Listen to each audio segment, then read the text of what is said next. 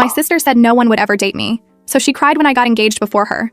My older sister spent my entire childhood reminding me I was the ugly one. It started small. She'd fix my hair before school, then mess it up right before we left. At family dinners, she'd interrupt whenever I spoke. By high school, she'd perfected the art of the backhanded compliment.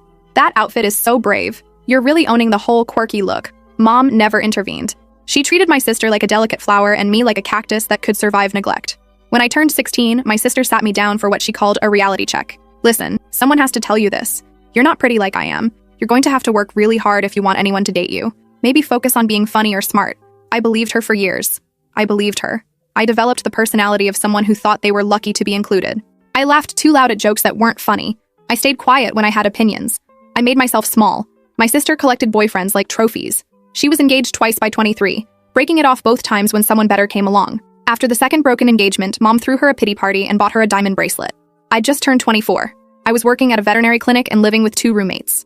My sister had moved back home, spending most days on the couch, scrolling through her ex's social media. That's when I met Oliver at the clinic. He brought in a 3-legged cat he'd rescued from a parking lot. The cat was terrified, hissing at everything. Oliver just sat on the floor talking to her softly until she calmed down. When he asked for my number, I assumed he needed pet care advice. Our first date lasted 6 hours. I waited for him to realize his mistake, to see what my sister had always seen. Instead, he kept calling. I didn't tell my family for 4 months. When I finally mentioned I was seeing someone, my sister barely looked up from her phone. "That's nice.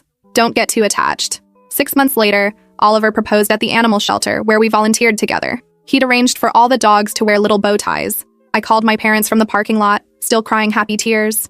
Mom put me on speakerphone. My sister was there. "I'm engaged," I said. Silence.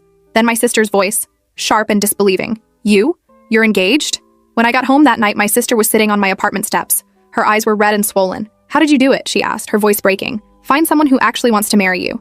I've tried so hard. I'm the pretty one. I'm supposed to be married first." I stared at her. The woman who'd spent 24 years convincing me I was worthless was crying because I'd found happiness.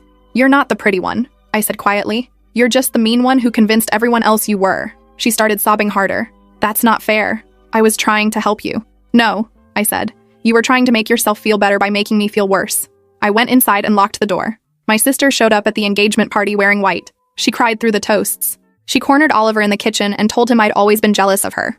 Oliver found me afterward. "Your sister just warned me that you're difficult." He smiled. I told her I was counting on it, but things got worse before they got better. 2 days after the engagement party, my sister posted a long thread on social media about toxic siblings who steal your happiness. She never mentioned my name, but everyone knew. Mutual friends started avoiding me. Cousins who'd known the truth for years suddenly went silent. The post had hundreds of comments, people praising her vulnerability, people sharing their own sibling trauma stories,